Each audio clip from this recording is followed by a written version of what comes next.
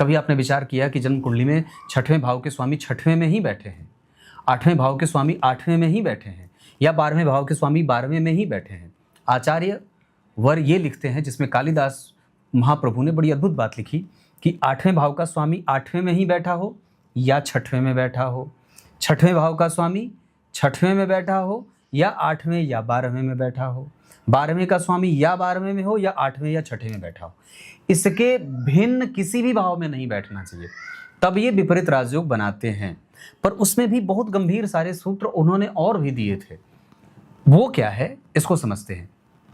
Live होता हूं मैं शनिवार को रात्रि 8:15 पे, और उसमें भी जरूर जुड़िए। वहाँ कार्यक्रम कुंडली के अध्ययन का होता है, जहाँ आपकी कुंडली का अध्ययन होता है बिना किसी दक्षिणा के। विचार करिए, कोई भी जातक की कुंडली, मान लीजिए मैंने 5 नंबर की बना दी है ना, ये उदाहरण है, और ये किसी भी लग्न की कुंडली पे घटित होगा।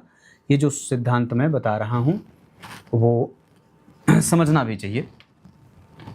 छठवें भाव के स्वामी छठवें में ही बैठे हों, 8वें भाव के स्वामी 8वें में ही बैठे हों, 12वें भाव के स्वामी 12वें में ही बैठे हों, तब ये विपरीत राजयोग होगा, ये आप जानते हैं, है ना।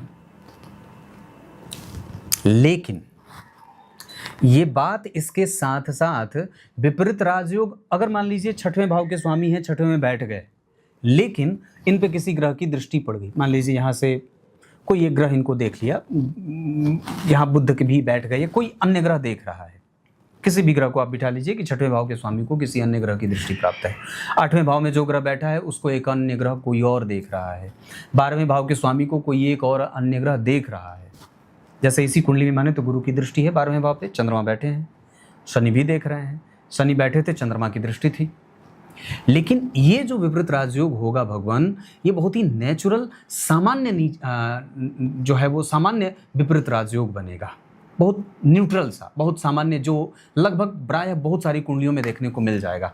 पर ऐसी महारथी कुंडलियाँ, महारथी, अतिरथी, बहुत वीर, बहुत मजबूत नीच भंग राजयोग जिस तरीके से परिणाम देता है, उससे भी ज़्यादा विपरीत राजयोग जिस तरीके से परिणाम देने वाली जो कुंडली बनेगी, वो कौन सी कुंडली सबसे मजबूत वाली कुंडली होती है, जिसमें विपरीत राजयोग का कैसा वाला योग होता है, वो कार्यक्रम का ये पीक पॉइंट है कि सबसे मजबूत विपरीत राजयोग वो योग होता है जिसमें उस भाव का स्वामी इन्हीं तीनों भावों में बैठा हो और उस पर किसी ग्रह की दृष्टि न हो।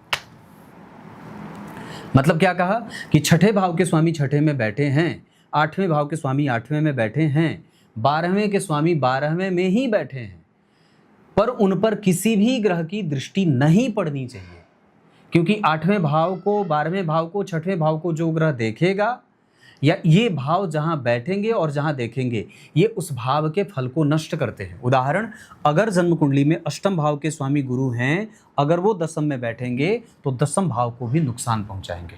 अगर अष्टम भाव के स्वामी गुरु हैं, अगर वो गुरु लग्न में बैठेंगे तो वो लग्न को भी नुकसान पहुंचाएंगे। अगर छठवें भाव के स्वामी शनि हैं, अगर वो चतुर्थ में बैठेंगे तो ये चतुर्थ भाव को भी नुकसान पहुंचाएंगे।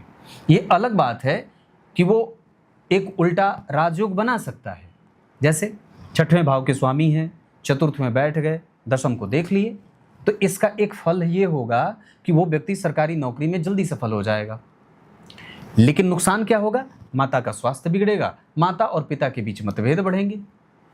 पर अगर ये शनि यहीं बैठे हों और इनके ऊपर कोई ना देखता हो, अगर देख भी रहा हो तो 8वें और छठवें भाव का स्वामी ही देख रहा हो, अन्य कोई ग्रह ना देख रहा हो। जैसे उदाहरण, इसको समझिएगा, बड़ा अच्छा है ये, कि मान लीजिए शनि यहाँ बैठे हैं और चंद्रमा यहाँ बैठे हैं, तो चंद्रमा की दृष्टि शनि पे गई और शनि की दृष्टि चंद्रमा पे गई। ये योग बनेगा और ये संतुलित होगा, बल्कि ये बेहतर है, क्योंकि 8वें भाव के स्वामी को या छठवें भाव के स्वामी को किसी और ने नहीं देखा है, वही देखा है जिसको देखना चाहिए। तो कालिदास ने क्या बात लिखी कि अष्टम भाव, छठवें भाव के स्वामी को या तो 8वें भाव का स्वामी देखे, या 12वें भाव का स्वामी देखे, या छठवें भाव के स्वामी को 8वें भाव का स्वामी देखे, या 12, मतलब इन्हीं तीनों भावों के स्वामी एक दूसरे को देखेंगे तो ये दोष लागू नहीं होगा, तब ये राजयोग बना का बना रहेगा। लेकिन जैसे ही किसी अन्य भाव का स्वामी इन तीनों भावों पर देखेगा या किसी भाव पे देख लेता है तीनों भावों में से, तो ये विपरीत राजयोग भंग हो जाता है। ये बात समझना होगा। आप ऐसे ही समझते, क्योंकि कई बार होता है जब मुझे लोग कुंडली देखने आते हैं, दिखाने आते हैं, तो उनके दिमाग में ना इतना सारा कंफ्यूजन रहता है कि मैं समझता बाप रे बाप कितना भ्रम फैला है। और ये बड़ा साधारण सा विषय है जिसको हमारे मतलब यूट्यूब के ही बड़े अच्छे ज्योतिषियों ने इस पे कोई चर्चा नहीं की है। सिर्फ बता दिया 6वें 8वें 12वें के स्वामी हैं, इसी में बैठ गए तो विपरीत राजयोग हो गया, विमल राजयोग हो गया, है ना, सरल विमल हो गया। ऐसा नहीं है। आपको ये देखना हो वो राजयोग कब बनेगा। वो राजयोग तब बनेगा जब उस पर किसी भी ग्रह की दृष्टि ना हो। अगर कोई ग्रह देख लेगा तो वह राजयोग नहीं बनेगा, वो बहुत ही नेचुरल या सामान्य ग्रह सामान्य सा राजयोग बन के रह जाएगा।